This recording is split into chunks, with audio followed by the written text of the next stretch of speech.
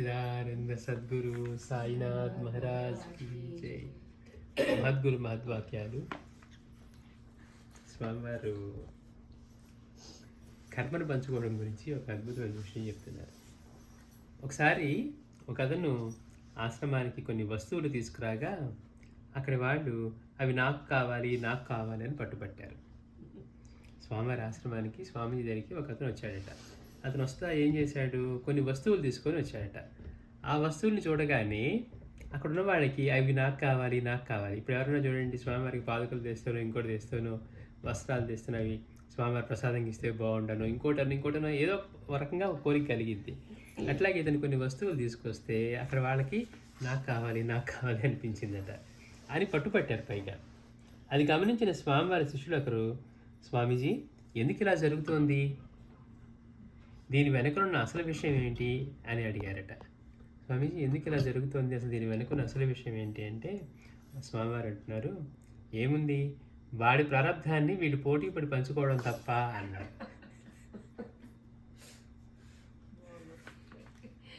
అది సంగతి. అంటే వాడి ప్రారంధాన్ని వీళ్ళు పోటీ పడి పంచుకుంటున్నారంట. మనం అనుకుంటే వాడికి ఆ స్వామీజీ దగ్గరికి తీసుకొచ్చాడు, మనం వెంటపడి ఎట్లాగో స్వామీజీని అడిగో లేకపోతే ఇంకోటో తీసుకున్నాం అనుకుంటున్నాం. కానీ స్వామీజీ ఎట్లా చెప్తున్నాడు చూసారా, స్వామీజీ అంతటా స్వామీజీ ఇస్తే అది వేరు, వీళ్ళు వాటిని చూడగానే అవి నాకు కావాలని పోటీ పడుతున్నారు. స్వామీజీ ఎందుకు ఇలా జరుగుతుంది, దీని వెనక విషయం ఏంటి అంటే ఏముంది, వాడి ప్రారంధాన్ని వీళ్ళు పోటీ పడి పంచుకోవడం తప్ప కర్మ విముక్తి కొరకు లేదా ప్రారంధం నుండి బయటపడేందుకు ఒక వ్యక్తి ఒక బస్తా బియ్యం ఆశ్రమానికి తీసుకొచ్చాడు అనుకో, అది వండి అందరికీ పెట్టినట్లయితే ఆ వ్యక్తి యొక్క లక్ష్యం నెరవేరుతుంది. ఏంటట స్వామీజీ చెప్తున్నారు, ఒక వ్యక్తి మామూలుగా ఇప్పుడు వీళ్ళు ఏం చేస్తున్నారు, అడిగి తీసుకుంటున్నారు, అందువల్ల అతని ప్రారంధాన్ని వీడు పంచుకోవడం తప్ప ఏముండదు అని అంటూ స్వామివారు అంటున్నారు, కర్మ విముక్తి కొరకు లేదా ప్రారంధం నుండి బయటపడేందుకు ఒక వ్యక్తి ఒక బస్తా బియ్యం ఆశ్రమానికి తీసుకొచ్చాడు అనుకో, ఏదో స్వామీజీ ఆశ్రమానికి సమర్పించుకుంటే నాకు మేలు అవుతుందనో ఇంకోటనో, అది వండి అందరికీ పెట్టినట్లయితే ఆ వ్యక్తి యొక్క లక్ష్యం నెరవేరుతుంది. ఎందుకని, అక్కడికి బస్తా బియ్యం తీసుకొచ్చాడు, వీళ్ళందరికీ పెట్టడం ద్వారా అతని ఇది నెరవేరుతుంది. అప్పుడు అతని ప్రారంధ దుష్ఫలితాలు భక్తులపై పడవు. అదే ఆ బస్తా బియ్యాన్ని కొందరు పంచుకొని తీసుకువెళ్ళారనుకో, అప్పుడు అతని ప్రారంధాన్ని వాళ్ళు పోటీ పడి పంచుకున్న వాళ్ళు అవుతారు.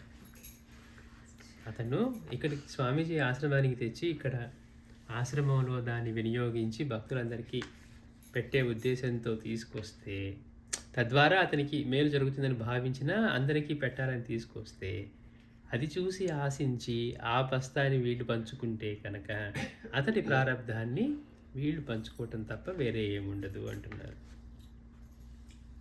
అయినా అప్పుడు కూడా ఆ వ్యక్తి తాను అనుకున్న ఫలితం పొందగలడు అని బోధించారు స్వామి. అంటే చూడండి, ఏ వస్తువు పట్ల మనకి చూడగానే ఇది నాకు కావాలి, ఇది ఉంటే బాగుంటుంది, ఇలాంటి ఆలోచన రాకూడదు. మనకి ఏది కావాలో ఆయన ఇవ్వాలని అనుకోవాలి తప్పించి, ఎంతసేపటికి ఇట్లాంటి ఆశతో ఉన్నామనుకోండి, పైగా పక్కన వాటిని ఆశించకూడదు. అందుకే మనం ఏది ఫ్రీగా తీసుకోకూడదు అంటానికి అదే చెప్పింది. వాడు ఇచ్చిన వాడు కూడా అనవసరంగా ఇచ్చాను వీళ్ళకి, ఇప్పుడు అమ్ముకుంటే చాలు అంటే చాలట, చుట్టుకుపోయింది రుణానుబంధం. మాస్టర్ గారు చెప్తారు, మాస్టర్ గారు చెప్తూ, మాస్టర్ గారు హైదరాబాద్లో ఉన్నప్పుడు ఇట్లానే ఒక మంచి జమీందారు కొడుకుండేవాట. పాపం వాళ్ళ ఆస్తులన్నీ ఇబ్బందుల్లో ఉంటే మాస్టర్ గారితో మిత్రులా తిరుగుతూ ఉన్నప్పుడు ఎవరేం కనపడినా కానీ సలాం కొడితే చాలంట, జోబులో పెట్టి తీసిచ్చేవాట. తన దగ్గర ఇవ్వడానికి ఏం లేదు, పక్కన మాస్టర్ గారు అంటే మాస్టర్ గారు జోబులో పెట్టినే తీసిచ్చేవాట. మాస్టర్ గారు అడిగి తీసుకోవడం కూడా కాదు. తర్వాత కొంతకాలానికి వాళ్ళకి బాబా దయ వల్ల కొన్ని అమ్ముడుపోయి మొత్తానికి కొన్ని ఇబ్బందులు తీరి డబ్బు వస్తే మాస్టర్ గారికి 1,00,000 రూపాయలు ఇద్దామనుకున్నాడంట.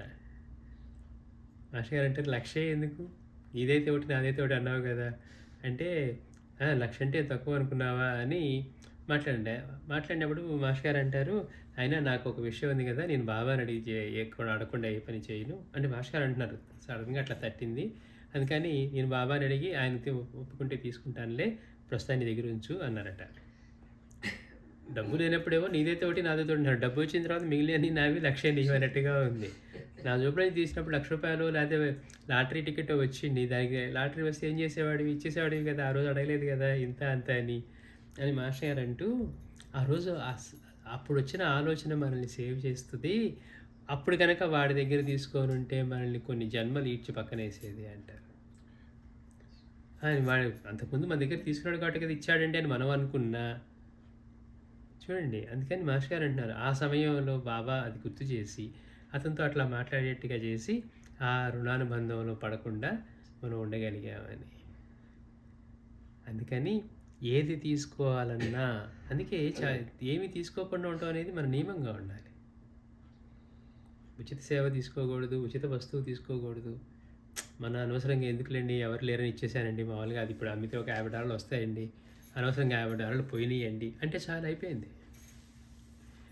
మనల్ని ఎంత ఆ రోజున ఫ్రీగా వచ్చిందని మనం అనుకున్నా, ఇప్పుడు మళ్ళీ దాని రుణానుబంధం తీర్చడానికి మళ్ళీ జన్మలెత్తి వాళ్ళ రుణం తీర్చుకోవాల్సి వస్తుందట. అది చెప్తుంది. అందుకని మనకున్న దాంతో సంతోషంగా ఉండటం నేర్చుకొని, మనం కొనుక్కోగలిగినప్పుడే కొనుక్కుంటూ, ఇలాంటివి లేకుండా ఉంటే మనం ఏదో పెద్ద పెద్ద చదివి తెలుసుకోవక్కర్లేదు. మాస్టర్ గారు చెప్పిన, బాబా చెప్పిన సింపుల్ సూక్తుల్లో ఎవరి సేవను ఉచితంగా తీసుకోవద్దు, అది మన నియమం కావాలి. మన వస్తువే ఇస్తాం, వేరే వాళ్ళు అనుకుంటాం కాదు. మనమే ఎవరికి ఇచ్చాం, మనకే అనిపించింది, అనిపిస్తుందా అనిపించదా? ఆ రోజున మనసు బాగున్నప్పుడు ఏముంది ఇచ్చేద్దాం అనుకుంటాం. కొంచెం తేడా రాగానే అనిపించి అనవసరంగా ఇచ్చాము వీళ్ళకి, వాళ్ళకి బదులు వీళ్ళకి ఇచ్చుంటే బాగుండేది అనిపిస్తుంది. లేదు నా దగ్గరే ఉంచుకుంటే అమ్మేవాళ్ళనేమో అనిపిస్తుంది. అందుకని ఇట్లాంటి విషయాల్లో ఎంతో విచక్షణ పనిచేయాలి మనకి. మనం అందుకే ఉచితంగా ఏది తీసుకోవద్దు. రెండవది, పక్కన వాళ్ళ సేవకి వాళ్ళ దానికంటే కూడా ఎక్కువ ఇవ్వమన్నారు. బాబా ఎందుకు ₹2 ఇచ్చారు అంత చిన్న సేవకి, వాళ్ళు ఇచ్చినే కదా మోసిందని. మంగళవాడు వచ్చి ఆయనకి తలగొరి ఇవన్నీ చేసినా కానీ, బాబాకి చేసిన మిగిలిన వాళ్ళు ఇచ్చే వాటన్నిటికంటే, వాడికి ఆ పనికి వచ్చే వాటికంటే ఎక్కువ సంతోషంగా పంపించేవాడు.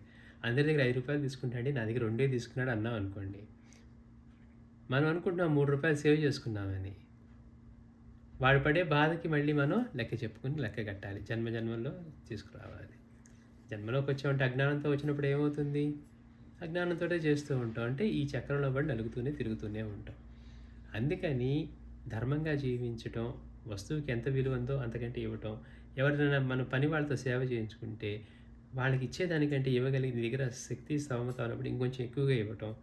అందుకే అంటారు మాస్టర్ గారు, మన బిడ్డలకైతే ఇచ్చుకోమా అన్నారు. మాస్టర్ గారు బస్సు దిగి బుక్స్ తీసుకొని వస్తూ ఉంటే లీలామృతాలు, ఒక రిక్షా అతను వచ్చి అడగకుండానే వచ్చి అది తీసుకొని వచ్చారట. మాస్టర్ గారు ₹5 ఇచ్చేసరికి పక్కన వాళ్ళు, మాస్టర్ గారు ఇంత చిన్నదానికి ₹5 ఇచ్చారా అన్నారట. నీ పిల్లలకి ఏది ఇస్తావు కదా. అతను మన ఇబ్బందిని గమనించి మనం అడగకుండా వచ్చి సహాయం చేస్తూ, అంటే మన ఆలోచన ఎట్లా ఉండాలి అనేది మనకి చెప్తూ ఉన్నారు. ఇక్కడ మనకి తెలుస్తుంది ఏంటంటే, మనం కనుక అలాంటివి తీసుకుంటే వాడి ప్రారంధాన్ని, రుణానుబంధాలని అన్నింటినీ మనం ఏర్పరచుకుంటూ వాడి ప్రారంధాన్ని పంచుకోవడం అవుతుందట. అందుకని ఎవరైనా ఇస్తుంటే వద్దండి. అందుకే మనకి అన్నీ వివరంగా చెప్తూ ఉంది. అట్లానే